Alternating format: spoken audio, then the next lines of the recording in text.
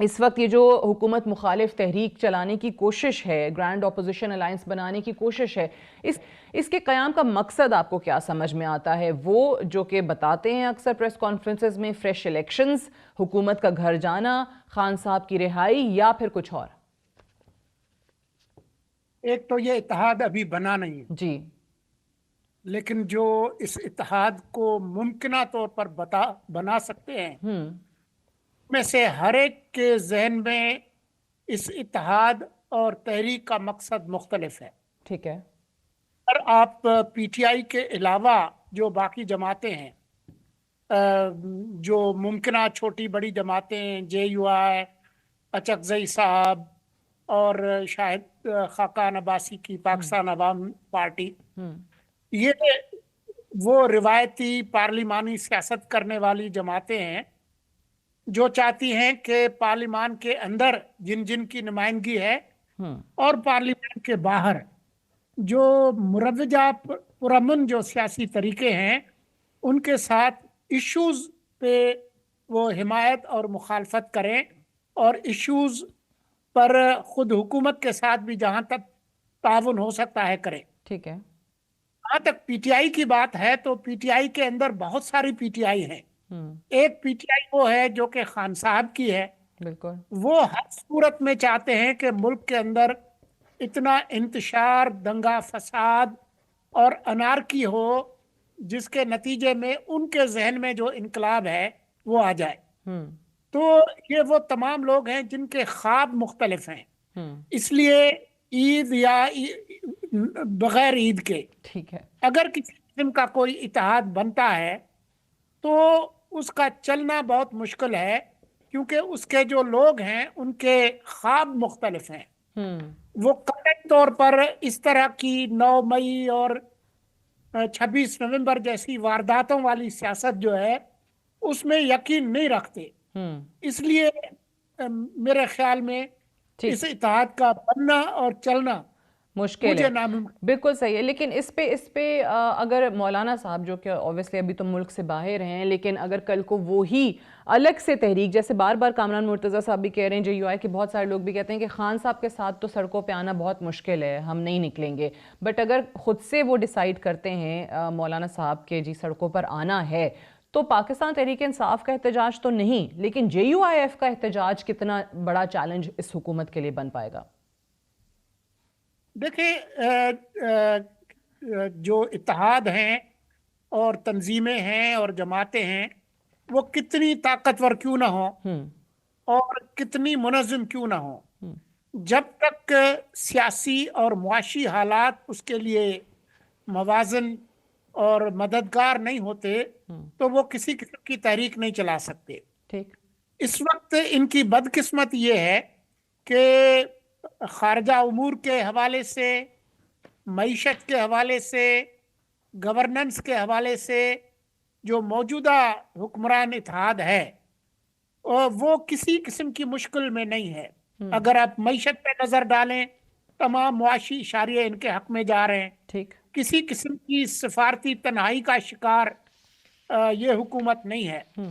तो मौलाना अगर चाहें भी, तो वो एक अलामती जो है वो तहरीक तो चला सकते हैं, लेकिन ऐसी कोई तहरीक जो कि इस हुकूमत पर दबाव डालकर कोई हुकूमत गिरा दे या उनको इलेक्शन पे मजबूर कर दे, वो ऐसी सूरत हाल मौजूद नहीं है। मौजूद नहीं। अच्छा, ये बड़ा एक और बड़ी दिलचस्प सूरत हाल बन रही है। पाकिस्तान पीपल्स पार्टी के बहुत सारे लोग जो हैं नाला नज़र आ रहे हैं। आपसे पहले भी हमारी बात हो रही थी, पीपल्स पार्टी ये कहती है कि अगर ऐसी कोई तहरीक चलती है हुकूमत मुखालिफ, तो हम तो साथ नहीं देंगे इस हुकूमत का। मैं कादिर मंदुखेल साहब को यहाँ पे कोट करना चाहती हूँ। उन्होंने कहा कि हम तो चाहते हैं कि ये हुकूमत अब भी घर चली जाए, क्योंकि इस हुकूमत को हमारी अहमियत का अंदाज़ा नहीं हो रहा है। 70 MNAs हैं हमारे पास, लेकिन फिर भी ये इग्नोर कर रहे हैं हमें।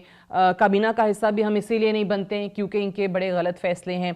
सो ये टाइमिंग बड़ी क्रूशल है कि एक तरफ चलें, मुमकिन इत्तेहाद, अपोजिशन इत्तेहाद बनने की कोशिश है, बनता है नहीं बनता वो बात की बात है, बट पीपल्स पार्टी के इतनी ग्रीवेंसेस कैसे सामने आ गई? मेरे भाई अब्दुल कादिर मंदोखेल की मुश्किल ये है हम्म। और बदकिस्मत ये है कि इस जमात के सियासी मुस्तकबिल के फैसले वो नहीं करते और न वो 70 अरकान करते हैं। हम्म। उसके फैसले आसिफ अली जरदारी करते हैं और हम्म। उसके बाद बिलावल भुट्टो करते हैं। और जरदारी साहब का सदर होना, उनकी जमात का डिप्टी स्पीकर होना, उनकी जमात का चेयरमैन सेनेट होना, उनकी जमात का गवर्नर पंजाब होना, उनकी जमात का गवर्नर खैबर पख्तूनख्वा होना, हम्म। उनकी जमात की बलूचिस्तान हुकूमत होना, उनकी जमात सूबे सूबा सिंध के अंदर मुसलसल हुकूमत में है 2008 में। जी। ये सब कुछ जो मौजूदा जो हुक्मरान जमात है मुस्लिम लीग नून, हम्म। उसके साथ अंडरस्टैंडिंग के बगैर ये नहीं हो सब कुछ सकता। खड़ा नहीं रह सकता। ठीक। क्या पीपल्स पार्टी ने फैसला कर लिया है कि ये तमाम आईनी ओहदे और अहम जो पोजीशंस हैं हम्म। उससे विड्रॉ होगी? अच्छा, ही उसका वॉज जवाब coating CEC central executive committee की मीटिंग का जिक्र कर रहे थे मंदोखेल साहब के। जी, हमारी मेजॉरिटी ने इस मीटिंग में फैसला किया है कि नून लीग का साथ नहीं देना चाहिए। तो जरा निकल आए फिर। हम्म। आपके ख्याल में ये हुकूमत एक दिन खड़ी रह सकती है हम्म। अगर पीपल्स पार्टी इस हुकूमत का साथ छोड़ दे? बिल्कुल ठीक। उसका जवाब नफी है। हम्म। ये हकीकत कि ये हुकूमत खड़ी है, ये साबित करता है कि मंदोखेल साहब का बयान एक जगह, हम्म। लेकिन जमीनी हकीकत ये है कि पाकिस्तान पीपल्स पार्टी इस हुकूमत के साथ खड़ी है हम्म। और जब तक खड़ी रहेगी ये हुकूमत चलती रहेगी। ठीक है। और ऑब्वियसली आईनी ओहदे वगैरह छोड़ने का भी कोई इरादा दूर दूर तक दिखाई नहीं दे रहा पाकिस्तान पीपल्स पार्टी का। अच्छा, ये बताइए सोलंकी साहब, पाकिस्तान तहरीक इंसाफ की तरफ से जो एक बयानिया बनाया जा रहा है, अब उसको लोग सोशल मीडिया के थ्रू शायद बाय करते हों, वो अलग है बहस, उस पर भी आ जाएंगे क्योंकि आप इत्तलात के वज़ीर भी रहे हैं। लेकिन ये बताइए कि क्या ये बयानिया ईद के बाद खान साहब की रिहाई तक कैसे मुमकिनात में से शामिल हो सकता है? क्योंकि इस ईद के बाद तो हम देख रहे हैं कि जीएचक्यू हमला केस जो है वो शायद अपने फाइनल राउंड के अंदर पहुंच जाए, और वो भी कुछ अच्छी खबर नहीं है खान साहब के लिए। देखें, बाकी तमाम केसेस छोड़ दें, जी। ये जो 9 मई केस है वो भी छोड़ दें, तोशाखाना 1-2 वो भी छोड़ दें, बाकी तमाम चीजें छोड़ दें।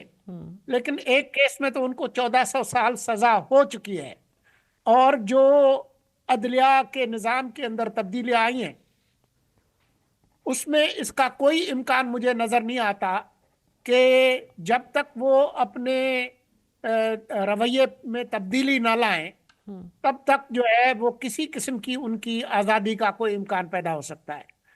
तो बाकी तो आपने खुद भी बता दिया, 9 मई का केस और दूसरे केसेस। जी।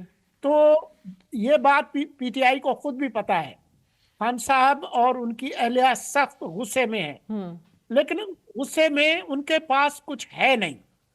उन्होंने तमाम तर कोशिशें कर ली, 9 मई करके देख लिया, 26 नवंबर करके देख लिया, अदलिया के जरिए इलेक्शंस के नताइज को ख़त्म करने की कोशिश वो देख ली, फौज में बगावत करने की कोशिश वो करके उन्होंने देख ली, अमेरिका में लॉबिंग जो फर्म्स हैं उनकी जो कंपेन है उसका नतीजा देख लिया। ट्रंप साहब जो है आते ही इनको निकालेंगे, उसको 1.5 महीना हो गया, और अगर उनके मुंह से पाकिस्तान का जिक्र आया तो वो पाकिस्तान की हुकूमत की तारीफ का आया। तारीफ कर, बिल्कुल। इसलिए देखें, ख्वाब देखने पर तो कोई पाबंदी है नहीं, लेकिन सोशल मीडिया के जो बाहर से चलाई जा रही है उसकी मदद से अगर जेल के दरवाजे वो तोड़ सकते हैं तो तोड़ लें। ठीक है। मैं इसी पे आ रही हूँ कि ये जो सोशल मीडिया पे बाहर जो लोग इनके बैठे हैं, जो वहाँ से कैंपेनिंग हो रही है, वहाँ पे एक ख़ास परसेप्शन बनाने की कोशिश की जा रही है, एक ह्यूमन राइट्स वायलेशन का नैरेटिव जो है बनाने की कोशिश की जा रही है, खान साहब के जेल में होने के हवाले से बात हो रही है। इस चीज़ को यहीं तक सिर्फ महदूद नहीं रखा जाता, बात फ़ौज के सरबराह पर तनकीद पे आ जाती है, बात रियासत मुखालिफ बयानिए पे आ जाती है। इस चीज़ को कंट्रोल करने के लिए हुकूमतों ने, हमने देखा है, काम किया है। अभी एक एक्ट जिस पे बड़ी तनकीद हो रही है वो पेका है, और ये इससे पहले भी रहा है। आपको क्या लगता है किस हद तक ये मदद दे सकता है इन चीज़ों को काबू करने के लिए? कैसे उन लोगों का कुछ बिगाड़ेंगे जो मुल्क में है ही नहीं? देखिए, जो मुल्क में नहीं है उनके हवाले से जो कुछ हुकूमत कर सकती है वो तो कर रही है, लेकिन इसका कोई मुस्तकिल इलाज उस तरह से नहीं है ठीक। कि आप जो ये जो सोशल मीडिया प्लेटफॉर्म्स हैं उनको एक हद तक ही मजबूर कर सकते हैं। हाँ, अगर आपके मुल्क की मईशत बहुत ज़्यादा मजबूत हो जाए, हम्म। जैसा कि हमारे पड़ोसी भारत में है, तो वो आपने देखा कि उन्होंने उनको मजबूर किया कि ये जो टेक प्लेटफॉर्म्स हैं हम्म। उनको वहाँ दफ्तर खोलने पर मजबूर किया, और जो मवाद है जो उनको पसंद नहीं है उसको हटाने पे भी मजबूर किया। बिल्कुल। तो उसमें तो जाहिर है वक्त लगेगा, लेकिन मुल्क के अंदर तो वो जो कुछ कर सकते हैं वो कर रहे हैं। बिल्कुल सही है, लेकिन इस चीज़ को जब इलेक्शंस की हम बात करते हैं कि पाकिस्तान तहरीक इंसाफ बार बार कहती है कि अच्छा है, बहुत ठीक है, बहुत लोगों की ख्वाहिश होगी खान साहब जेल से बाहर आए, लेकिन पाकिस्तान तहरीक इंसाफ में बहुत सारे लोग ये भी समझते हैं कि खान साहब जितना अरसा जेल में रहेंगे ये हमें अगले इलेक्शंस में ये चीज़ फ़ायदा देगी, क्योंकि उनका नुक्ता नज़र ये है कि उनका जेल में रहना हमारी पॉपुलैरिटी को मज़ीद बढ़ाता है। ये जो एक ओपिनियन है ये किस हद तक दुरुस्त है कि अगर लीडर जेल में है तो उसका फ़ायदा अगले इलेक्शंस में हमें होगा, हमारी पॉपुलैरिटी, हमारी शोहरत में इजाफा हो रहा है? इसके कतई नज़र कि उनकी मकबूलियत में इजाफा हो रहा है या नहीं हो रहा, हम्म। लेकिन मैं खासे यकीन से आपको बता सकता हूँ कि जो डॉलर खोर जो यूट्यूबर्स हैं जी। उनके मफाद में ज़रूर है कि खान साहब पड़े रहें जी। और ये उल्टे सीधे किस्म के ये वीलॉग्स जो है वो करते रहें। बिल्कुल ठीक। अगला इलेक्शन कब होगा ये तय करेगा, और उस जब होगा उससे पहले मौजूदा हुकूमत की जो परफॉर्मेंस है, मईशत की हालत, गवर्नेंस की हालत, ये बहुत सारे ऐसे फैक्टर्स हैं जिसके बारे में अभी इस वक्त हम फैसला नहीं कर सकते। हम हम्म। आज का फैसला कर सकते हैं कि आज अगर इलेक्शन हो, लेकिन आज ऐसे कोई इलेक्शन होने नहीं जा रहे। सो आपने जो जिक्र किया कि बहुत सारे महाजों पे हुकूमती पोजीशन बेहतर हो रही है, और हम देख भी रहे हैं, आदाद शुमार भी उठा के देख लें उसमें इकॉनमी भी बेहतर हो रही है, आपने डिप्लोमेटिक रिलेशंस का जिक्र कर दिया, बिल्कुल सही है। सो हुकूमत के लिए सबसे बड़ा चैलेंज इस वक्त है क्या, या चलें चैलेंज भी छोड़ दीजिए, फोकस जो है वो एक किस चीज़ के ऊपर होना चाहिए? अगर हर महीने बाद, हर दूसरे महीने के बाद कोई ना कोई तहरीक उठती रहेगी, कोई ना कोई सड़कों पर आ जाएंगे, तो इस्लामाबाद की सड़कें बंद हो रही हैं, कंटेनर्स लग रहे हैं, ये लग रहे हैं, इसी में अगर हुकूमत रहेगी तो फिर फोकस कहाँ जाएगा? हुकूमत का फोकस सिर्फ एक चीज पर होना चाहिए, हम्म। वो है मुल्क की माशी बेहतरी ठीक। और गवर्नेंस की बेहतरी। अगर ये उस पर फोकस रखते हैं तो इस पर भी कोई एतराज नहीं करेगा कि आपकी काबीना 55 अरकान की है या 25 अरकान की है। सही। अगर लोग ये डिलीवर करेंगे तो जो हिजब इख्तलाफ की ये जो ख्वाहिश है, खास तौर पर खान साहब की ये जो ख्वाहिश है कि लाखों लोग सड़क पर हों, उसमें उनको कामयाबी नहीं होगी। हम्म। अगर मईशत अबतरी की तरफ जाती है, गवर्नेंस खराब होती है, तो उसके बाद किसी भी इशू पे लोग हुकूमत के खिलाफ खड़े हो सकते हैं।